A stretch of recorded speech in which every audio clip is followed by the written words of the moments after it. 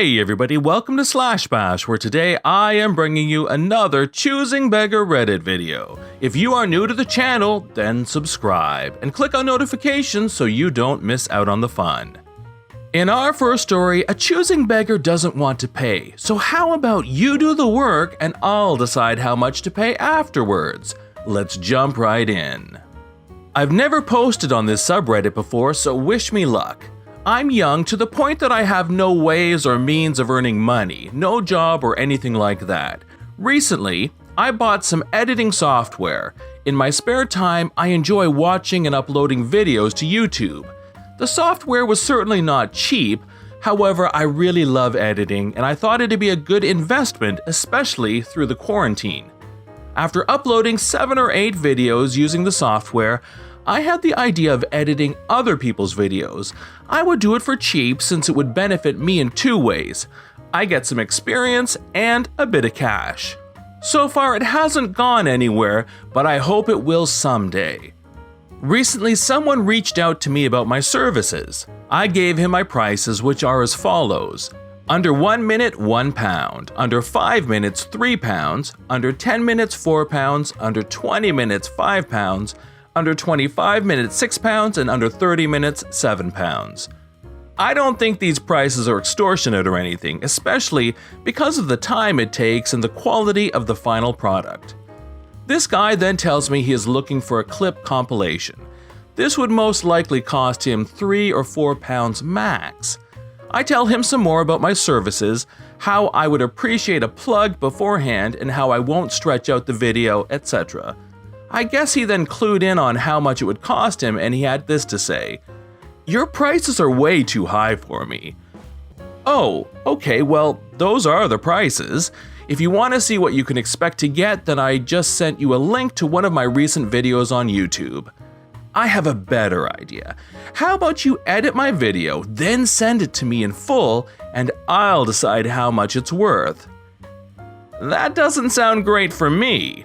I would be spending my time on your video without knowing how much of a return I'll get. Also, I have set my prices already, and I think they are fair. I'll just find someone else if that's how it's gonna be. You can do that, just bear in mind that most video editors ask for £10 minimum, so I'm asking for 60% less with a plug. He skims through my 10-minute video. Your editing is crap anyway, why are you asking for so much? I'm not asking for much, and I'm not giving you anything if you continue to insult my work. I'll go and edit it myself then. Fine, go and do that. Maybe then you'll come to realize the resources you need as well as the time and patience it takes. It takes no time. My friend and I spent 5 minutes on a clip comp and it was fine. If you are adamant about it, then do it yourself. Flip off! And he leaves. It's possible I may have been a bit pushy about my prices, but at the end of the day, he wanted my services. I get to decide what I will charge, and I am offering super low prices for, in my opinion, a very good service. What are your thoughts? In story number 2, a choosing beggar mother is convalescing at home. She wants soup, but don't buy it, make it, and it better meet her standards. Okay, so Mom, who we'll refer to as Choosing Beggar Mom, has had back surgery a few days ago and she's bedridden. She can walk, but it's recommended that she doesn't walk more than 45 minutes per day. Every day, I do the laundry, I wash the dishes, I clean, I water the plants, do the shopping, take out the dog, etc. You name it. Alright, this is not an issue. I told her I'd help her with everything when I'm not at work. Today, Mom tells me she craves some vegetable pork soup and I agree to go buy her some. We have a place near us that has amazing soups of all kinds, and they taste better than anything I could ever cook, and they're also pretty cheap. I normally cook anything, but since this recipe in particular is pretty pretentious, it can take up to 3 to 4 hours to cook it since the meat has to be boiled about 1.5 to 2 hours exclusively, so I suggested I would go and buy some. I made it clear to her that I'd be paying for the food and she doesn't have to spend a single penny. She then proceeds to tell me that she wants me to cook it instead and she wants it homemade. I told her I don't have the time or patience to spend that much on some food that I could just simply buy instead, and it's cheaper and much tastier, and again, I assured her she doesn't have to pay for anything. I'll go to the restaurant, grab the food, bring her the food, and that's it. I also gave her the choice to cook something else for her, but she refused. Mind you, I currently have a pretty busy schedule with work. I work 13 hours a day and my days off are spent doing chores, studying for driving school, guitar courses, and so on. So I thought I could make things easier for me and still make my mom happy. No such luck. She starts crying and telling me that I don't value her and that no one cares about her. And then she proceeds to call her friends and whine about how much of a witch I am. Whatever. At this point, I'm used to her stuff, so I just start preparing the ingredients for the soup since I know she won't shut up about it otherwise. I start cutting the meat and vegetables and she suddenly shows up and starts giving me instructions. She then starts yelling at me for allegedly overcooking the vegetables, which wasn't the case, and I kindly tell her to go back to bed since it's really bad for her to stand up in her condition. She gets angry and storms off to her room, so much for I can't get out of bed, lol, but she can do that when she has to criticize me.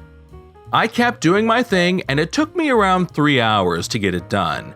The soup smells wonderful, tastes wonderful, and I'm pretty happy with the end result since I'm usually a disaster in the kitchen and I rarely cook soups anyway. She shows up again, this time asking me about the ingredients. The conversation goes like this. So I boiled the meat and then fried the vegetables, added salt and pepper, boiled the rice, added the rice, then added sour cream and flour. You added flour? What the hell? I didn't want flour. It thickens the soup too much. You could have, just told me? How was I supposed to know you'd add flour? How was I supposed to know you didn't want me to add flour? That's it. I won't be having any soup now. You're so selfish. You only think about yourself. You never cared about me. I could as well just die and you wouldn't care about it. I'm suffering so much because of you. You're such a butthole. You're so ungrateful. I do so many things for you, and this is how you thank me. At this point, I just tell her to get flipped, and I leave the kitchen. She goes in the other room and proceeds to cry again. I'm the ungrateful one when I'm doing all the work around the house and doing everything she says, but God forbid I do something she doesn't agree with because suddenly I am a selfish blank who doesn't deserve to live. Seems legit. In our final story, a choosing beggar wife shows her true colors when it is Christmas and the gifts arrive. A few years ago, my ex-wife and I went to her grandmother's for Christmas dinner and gifts. I loved her grandmother. She is a short Irish woman, complete with the accent, and possibly the nicest woman in the world. When my ex and I broke up, she was the only family member I was sad about never seeing again. I hope with all this crap currently going on in the world that she is doing okay. I hadn't been to a Christmas at her place yet, because of a combination of being sick, having to work, and my family's gatherings happening on the same day. So this was my first gathering with my ex's family. The dinner went great, had the normal family disagreements about politics and stuff, but was fairly normal. Finally, it was time for the gifts. I was always raised that even if someone gives you the stupidest, ugliest gift in the world, especially family, you say thank you and put it in the back of your closet or donate it to charity. Not my ex-wife, apparently. Her grandmother had knitted everyone's sweaters. Yes, they were 2 sizes too big and they were colors that wouldn't go with any outfit outside of the 80s, but she had put the effort into making them for all of us. I put on my biggest smile when I opened it and said, "Oh, thank you so much," even though I knew I probably would never really wear it anywhere. My ex, on the other hand, put hers back in the box and said, "No thanks," and gave it back to her grandmother. My heart skipped a beat. I was able to muster a, huh? She said, I don't like the color. It doesn't look good. Do you have anything else? Her grandmother, bless her heart, said, okay, we'll get you something else, dear. And she went into the kitchen, coming out with a box of chocolates, which my ex devoured that night. I kept my sweater and gave her grandma a big hug, saying thank you before I left. I lost the wife a few years later, but I still have that sweater. It's an even trade, I'd say. This is John from Slash Bash. Thanks for watching. If you've enjoyed the video and want to see more of them, then please hit that subscribe button. We'd love for you to drop a like and share it with your friends, and we'll see you in the next one.